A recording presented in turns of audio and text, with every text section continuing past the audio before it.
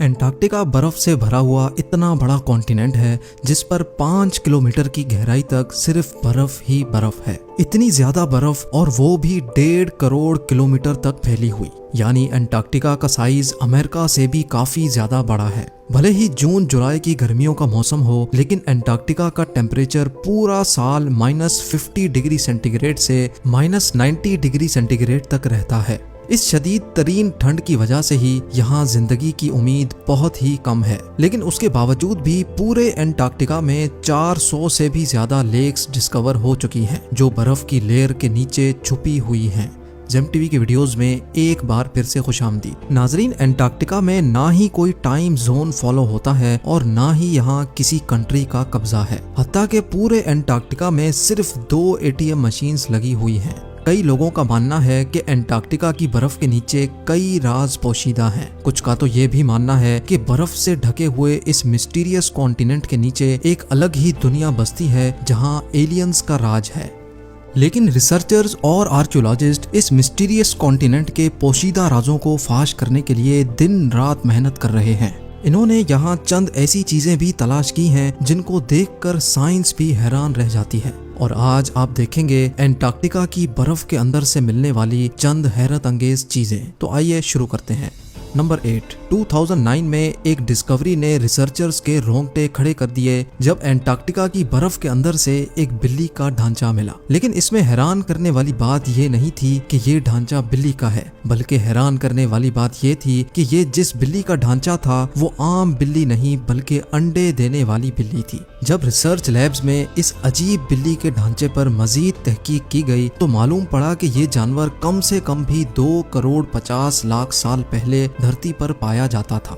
Number 7। 2014 में archaeologist को Antarctica से इंतहाई हैरान कर देने वाली इंसानी खोपड़ियां मिली। पहली हैरानी की बात यह थी कि एंटार्क्टिका में ये मिलने वाली पहली इंसानी खोपड़ियां थी, और दूसरी हैरानी की बात इन खोपड़ियों की शेप थी। जी हाँ, नॉर्मल खोपड़ियों के मुकाबले में ये खोपड़ियां काफी अलग दिखती थीं क्योंकि इनके सर जरूरत से भी ज्यादा बाहर निकले हुए थे। साइंसदानों का मानना था कि खोपड़ियों की ऐसी शक्ल बचपन से ही अजीब आदतों की वजह से बनती है, और ये आदतें हजारों साल पहले एंशिएंट सिविलाइजेशन में अपनाई जाती थीं। इस तरह की खोपड़ियां आर्कियोलॉजिस्ट को इजिप्ट और पेरू से भी मिल चुकी हैं। तभी उनका शक है कि शायद हजारों साल पहले एंटार्क्टिका में भी लोग बसते थे और उनका कुछ न कुछ रिलेशन एंशिएंट इजिप्ट सिविलाइजेशन से जरूर होगा।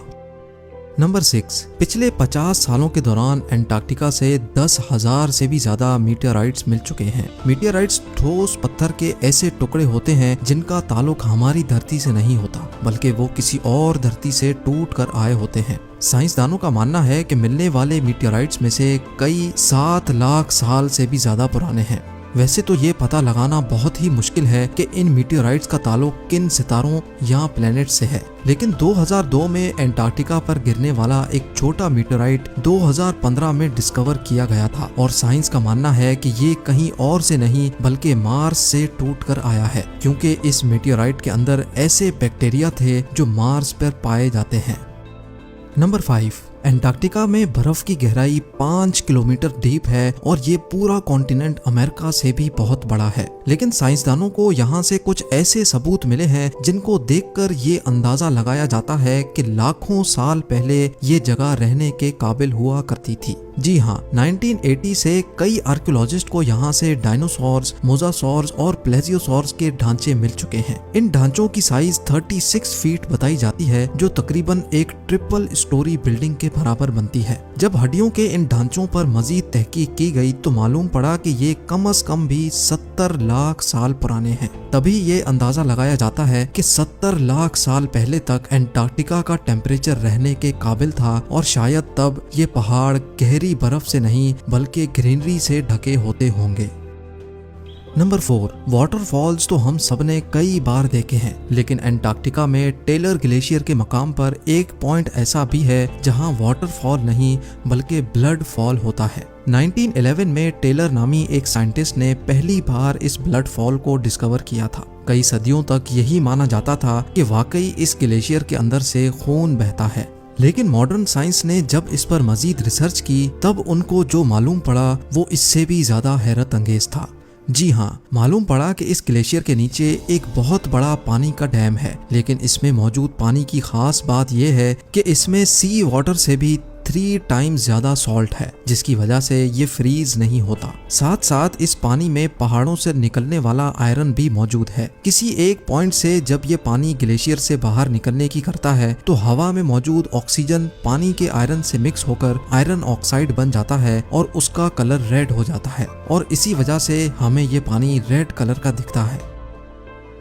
नंबर 3, ब्लड फॉल ग्लेशियर के नीचे मौजूद पानी में साइंसदानों को एक और हैरान करने वाली चीज भी मिली। पानी में टोटल 17 टाइप्स के बैक्टीरिया भी पाए गए, जिनको जिंदा रहने के लिए ऑक्सीजन और सनलाइट की भी जरूरत नहीं होती। एक्सपर्ट्स का मानना है कि ये बैक्टीरिया की ऐसी किस्म है जो ऐसे प्लैनेट्स पर पाई जाती है जहाँ पर ऑक्सीजन और सनलाइट का नामो निशान तक नहीं होता। लेकिन ये बैक्टीरिया हमारी धरती पर कैसे आए, ये राज अभी भी पोशीदा है।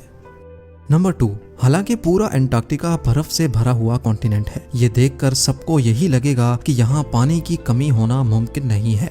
लेकिन आपको ये जानकर हैरत होगी कि हमारी धरती पर अगर कोई सबसे ज्यादा खुश्क यानी ड्राई जगह है तो वो भी एंटार्क्टिका में ही मौजूद है। ये ड्राई वैली एंटार्क्टिका में ही डिस्कवर की गई थी, जहाँ पर पिछले 20 लाख सालों से एक मर्तबा भी बारिश नहीं पड़ी, क्योंकि इस ड्राई वैली में तेज तरीन हवाओं का राज है, जिनकी स्पीड 320 किलोमीटर पर आवर तक जाती है। इसी वजह से साइंसदानों का मानना है कि तेज हवाओं की वजह से यहाँ मौजूद पानी का कतरा कतरा एवोपरेट हो चुका है। आपको ये भी बताते चलें कि अर्थ के तमाम एटमॉस्फेयर्स में से इस ड्राई वैली का एटमॉस्फेयर लाखों किलोमीटर दूर मार्स से काफी मिलता जुलता है। इसी वजह से नासा ने अपना वाइकिंग रोबोट मार्स पर भेजने से पहले एंटार्क्टिका की ड्राई वैली में टेस्ट किया था।